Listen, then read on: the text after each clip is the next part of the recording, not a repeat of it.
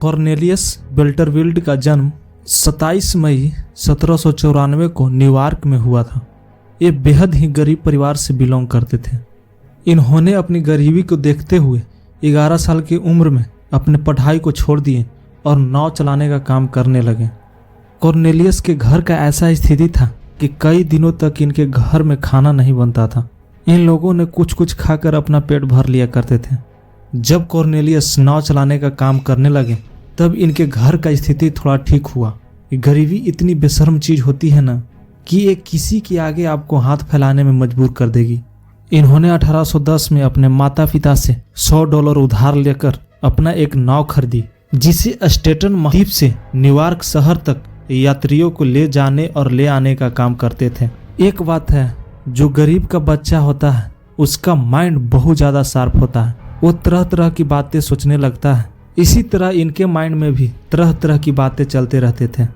एक दिन इन्होंने प्लान बनाया और सोचा कि कुछ और नाव खरीदूंगा। कॉर्नेलियस सन 1812 में कुछ और नाव खरीद कर कुछ लोगों को चलाने के लिए दे दिए।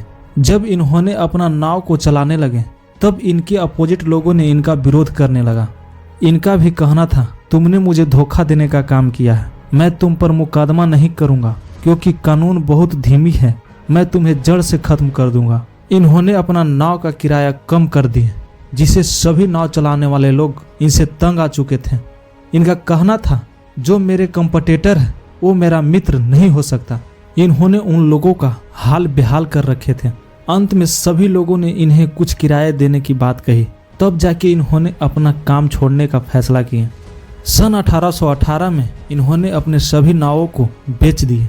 इनमें एक बात बहुत अजीब थी, इन्हें अलग अलग फील्ड में काम करना बहुत ज़्यादा पसंद था। नाव बेचने के बाद थॉमस गिन्नस के अंडर में काम करने लगे।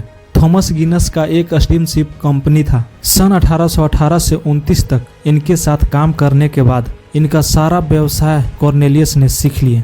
सन 1829 में इन्होंने अपना कंपनी शुरू की और 1 साल बाद इन्होंने अपने जहाज का किराया कम कर दिया, जिससे इनके जहाज में अधिक लोग आने लगे। धीरे धीरे इन्होंने हडसन नदी के यातायात पर नियंत्रण कर लिया, जिससे इनके अपोजिट लोगों ने इन पर बहुत ज़्यादा दबाव बनाया, जिससे इनके व्यवसाय में बहुत ज़्यादा प्रभाव पड़ा और इनको कुछ पैसों की भुगतान भी करना पड़ा। फिर इन्होंने उत्तर पूर्वी समुद्री तट पर अपना ध्यान केंद्रित किया।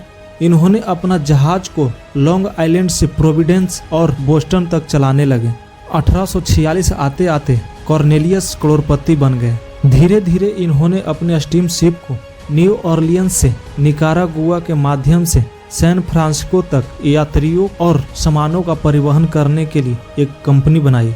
1849 में बहुत ज़्यादा भीड़ के कारण पश्चिमी तट पर जाने के मार्ग के भारी मांग के साथ वेंडरविल्ट की एक सेंसरी ट्रांजिट कंपनी एक बड़ी सफलता हासिल की।